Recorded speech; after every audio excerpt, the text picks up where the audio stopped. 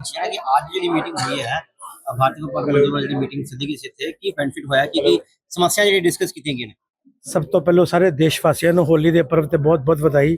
ਅੱਜ ਭਾਰਤੀ ਵਪਾਰ ਮੰਡਲ ਦੁਆਰਾ ਜਿਹੜੀ ਅੰਮ੍ਰਿਤਸਰ ਬਿਜ਼ਨਸ ਮੀਟ 2026 ਕਰਵਾਈ ਗਈ ਹੈ, ਉਹਦੇ ਵਿੱਚ ਸਾਡੇ ਨੈਸ਼ਨਲ ਟ੍ਰੇਡ ਵੈਲਫੇਅਰ ਬੋਰਡ ਦੇ ਸੁਨੀਲ ਸਿੰਘਵੀ ਜੀ, ਅੰਬੈਸਡਰ ਦੀਪਕ ਵੋਰਾ ਜੀ ਤੇ ਅੰਮ੍ਰਿਤਸਰ ਦੇ ਹੋਰ ਵੀ ਕਈ ਗਣਮਾਨੇ ਲੋਕ ਇੱਥੇ ਆਏ ਨੇ ਤੇ ਬਿਜ਼ਨਸ ਦੇ ਬਾਰੇ ਕਈ ਗੱਲਾਂ ਤੇ ਵਿਚਾਰ ਵਿਮਰਸ਼ ਹੋਇਆ ਹੈ।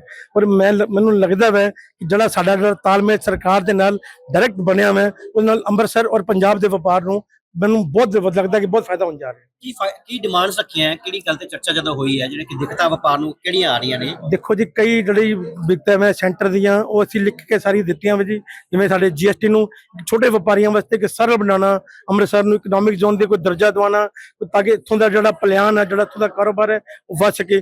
ਹੋਰ ਵੀ ਕਈ ਮੁੱਦੇ ਨੇ ਜਿਹੜੇ ਸਰਕਾਰ ਸੈਂਟਰ ਸਰਕਾਰ ਦੇ ਨਾਲ ਸੰਬੰਧਿਤ ਨਾਲ ਵਪਾਰੀਆਂ ਨੂੰ ਜਿਹੜੀ ਦਿੱਕਤ ਆਉਂਦੀ ਹੈ ਅਸੀਂ ਇਹਨਾਂ ਨੂੰ ਸਾਰਾ ਦੱਸਿਆ ਹੋਇਆ, ਉਹਨੂੰ ਅਵਗਤ ਕਰਾਇਆ ਤੇ ਉਹਨਾਂ ਵਿਸ਼ਵਾਸ ਦਵਾਇਆ ਕੋਈ ਵੀ ਹੋਏਗਾ ਉਹ ਤੁਹਾਡਾ ਮਸਲਾ ਜਲਦ ਤੋਂ ਜਲਦ ਹੱਲ ਕਰਾਇਆ ਜਾਏਗਾ। ਬੜੇ ਵੱਖਰੇ ਵਿੰਗ ਬਣੇ ਹੋਏ ਕਿ ਲੱਗਦਾ ਨਹੀਂ ਤੁਹਾਨੂੰ ਕਿ ਇੱਕ ਵਿੰਗ ਇੱਕ ਇਹੋ ਜਿਹਾ ਪਲੇਟਫਾਰਮ ਹੋਣਾ ਚਾਹੀਦਾ ਵਾ ਜਿਹੜਾ ਕਿ ਇੰਡਸਟਰੀ ਜਾਂ ਬਿਜ਼ਨਸ ਦੀ ਗੱਲ ਨੂੰ ਚੁੱਕ ਸਕੇ ਔਰ ਪੰਜਾਬ ਨੂੰ ਜਾਂ ਅੰਮ੍ਰਿਤਸਰ ਨੂੰ ਮੁੜ ਜਿਹੜਾ ਵਾ ਇਹ ਵਪਾਰ ਦੇ ਤੌਰ ਤੇ ਮਜ਼ਬੂਤ ਕਰ ਸਕੇ। ਮੈਂ ਰਾਜੀਵ ਅਨੇਜਾ ਪਿਛਲੇ ਕਈ ਸਾਲਾਂ ਤੋਂ ਵਪਾਰ ਮੰਡਲ ਨਾਲ ਜੁੜਿਆ ਔਰ ਦੇਖਦਾ ਹਾਂ ਜਦੋਂ ਵੀ ਅਸੀਂ ਵਪਾਰੀ ਦੀਆਂ ਗੱਲਾਂ ਕਰਦੇ ਹਾਂ ਤੇ ਸਾਡਾ ਕੋਈ ਵਪਾਰੀ ਕਹਿੰਦਾ ਮੇਰੇ ਕੋਲ ਟਾਈਮ ਨਹੀਂ ਹੈ, ਕੋਈ ਮੇਰੇ ਕੋਲ ਮੈਨੂੰ ਕੰਮ ਹੈ।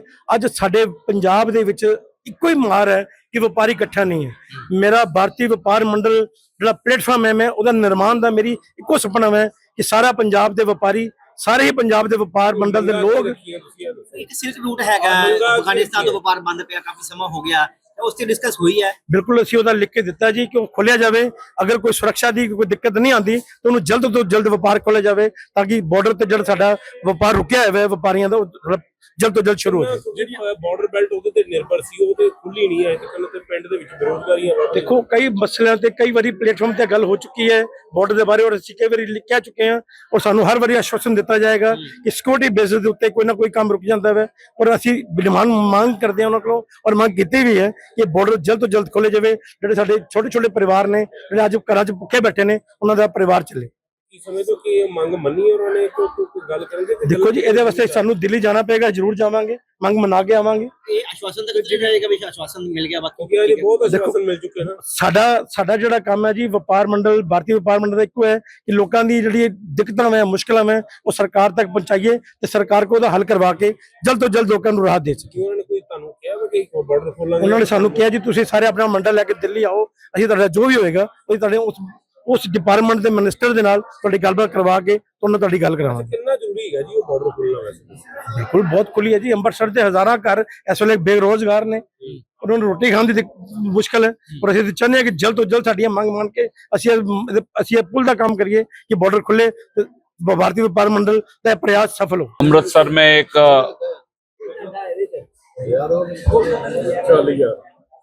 भारतीय व्यापार मंडल द्वारा आयोजित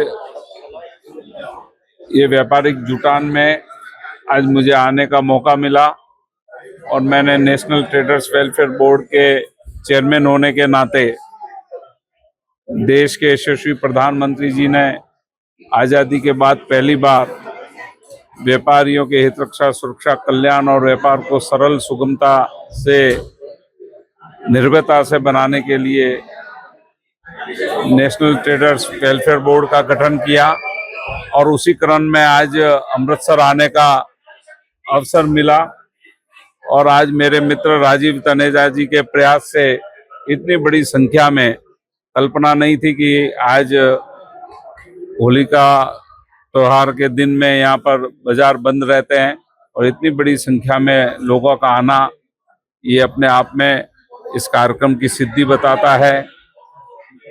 हम सब ने मिलकर देश के यशस्वी प्रधानमंत्री जी के निर्णय जीएसटी रिफॉर्म के रूप में जो अभी निर्णय हुए हैं उसका अभिवादन किया और जीएसटी के माध्यम से 395 वस्तुएं ऐसी है जिस पर 0 टैक्स या 5% टैक्स, 2 स्लैब में जीएसटी का होना, उसका सम्मान पूरे देश में व्यापारियों के द्वारा भारत सरकार के निर्णय का, माननीय प्रधानमंत्री जी के आभार का इस कार्यक्रम में जिस प्रकार से आज आयोजन हुआ, उसी क्रम में 12 लाख रुपए तक 0 टैक्स जो इनकम टैक्स में किया गया, इतनी बड़ी रात सौगात के रूप में, और लोगों में आज जो उत्सव, होली के उत्सव के साथ साथ इस व्यापारिक जुटान के साथ एक कड़ी बनाने का कार्य आज हमने नेशनल ट्रेडर्स वेलफेयर बोर्ड के साथ इस संगठन के माध्यम से करने का प्रयास किया है। और हर क्षेत्र के, चाहे वो युवा हो, एंटरप्रेन्योर हो या उद्यमी हो, वो सारे लोग इस कार्यक्रम में, छोटे छोटे ट्रेडर से लेकर सारे व्यापारी यहाँ आज एकत्रित हुए थे। और एक बहुत अच्छा प्रयास हम पूरे भारत के 28 प्रांतों में कर चुके हैं। और उसी क्रम में आज अमृतसर के इस प्रयास को मैं ये देखता हूँ, अब व्यापारी के सम्मान और स्वाभिमान में किसी भी प्रकार का कोई कमी पेशी नहीं रहेगी। और रिश्ते हैं तो रास्ते हैं। आज मैं रिश्ता बनाने आया था, आगे रास्ता स्वतः आगे होगा, क्योंकि जिस तरह से देश, भारत देश माननीय प्रधानमंत्री जी के नेतृत्व में आगे बढ़ रहा है, जो आज टैरिफ के टेरर की बात को सामने में ध्यान में रखते हुए जिस प्रकार से आज यूएई का जिस 27 देशों के साथ हमारा जिस प्रकार से संधि हुआ है व्यापार में, यह तो 99% या 0 पर जिस प्रकार से हमारे टैरिफ की बात हुई है, उससे हमारा निर्यात बढ़ेगा, उससे हमारा व्यापार बढ़ेगा, उससे हमारा देश में समृद्धि आएगी। और विश्व में 196 में से 162 देशों के साथ आज व्यापार में संलग्न होना भारत का, और माननीय देश के यशस्वी प्रधानमंत्री जी ने एआई के माध्यम से एक ऐसी व्यवस्था खड़ी कर दी है कि आने वाले समय में 10 करोड़ रोजगार का अवसर पैदा होगा। और विश्व का सबसे बड़ा कार्यक्रम के माध्यम से आज पूरे विश्व ने भारत का लोहा माना है। और देश के यशस्वी प्रधानमंत्री जी के नेतृत्व में विकसित भारत की परिकल्पना के संकल्प में हम आगे बढ़ने का ये कार्य कर रहे हैं। उसी क्रम में आज की बात कही, मुझे इस बात का कष्ट है कि मैंने आपके पंजाब के मुख्यमंत्री जी को चिट्ठी लिखी है कि जिस तरह से नेशनल ट्रेडर्स वेलफेयर बोर्ड बना है, वैसे व्यापारी कल्याण बोर्ड स्टेट का भी बनना चाहिए। दिल्ली ने बना दिया, हर अलग अलग प्रांत में बन रहे हैं, लेकिन अभी तक उन्होंने नहीं बनाया है।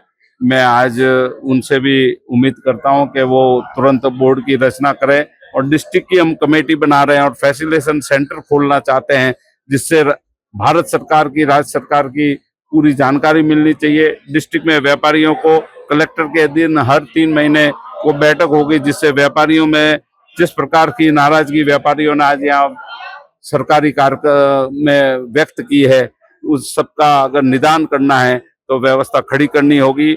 और आने वाले समय में हम भारत सरकार के माध्यम से आज पंजाब के व्यापारियों को ये मैं भरोसा दिलाता हूँ कि आने वाले समय में हर एक समस्या को चुनौती के साथ चुनकर और उस समस्या का समाधान हम हर सोमवार को 3 से 4 जो हमारा वीसी लिंक है उसके माध्यम से आज मैंने चर्चा करी है कि आप कोई भी देश का छोटा से छोटा व्यापारी अपनी बात को बता सकता है और आगे उस पर हम कार्रवाई करने के लिए हमेशा। जो ये जंग लगी है, इससे क्या व्यापार पर, भारत के व्यापार पर क्या असर पड़ रहा है? देखिए, भारत के व्यापार पर इतना असर नहीं पड़ेगा। भारत जिस तरह से आपने देखा कि टैरिफ के टेरर की बात आई, अलग अलग प्रकार की बात आई, चाहे कोरोना काल में पूरे विश्व की अर्थव्यवस्था चमरा गई थी, लेकिन देश के यशस्वी प्रधानमंत्री जी के नेतृत्व में भारत सरकार ने जिस तरह से अर्थव्यवस्था को आगे बढ़ाया, हम 4थी अर्थव्यवस्था हो गई, 3री अर्थव्यवस्था में प्रवेश कर रहे हैं।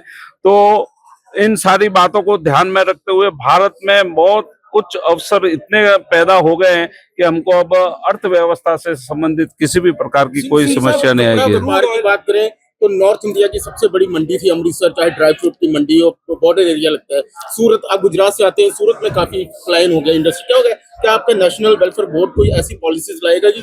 देखिए, सरकार जो वहाँ की स्थानीय सरकार होती है, वो जब व्यापार को ढंग से और रोजगार के अवसर नहीं, और वहां पर अगर बहुत ढंग से पारदर्शिता से निर्णय नहीं होते हैं, तब ये सारी पलायन की बात होती है। इसके लिए यहाँ की राज्य सरकार कुछ संज्ञान ले। धन्यवाद।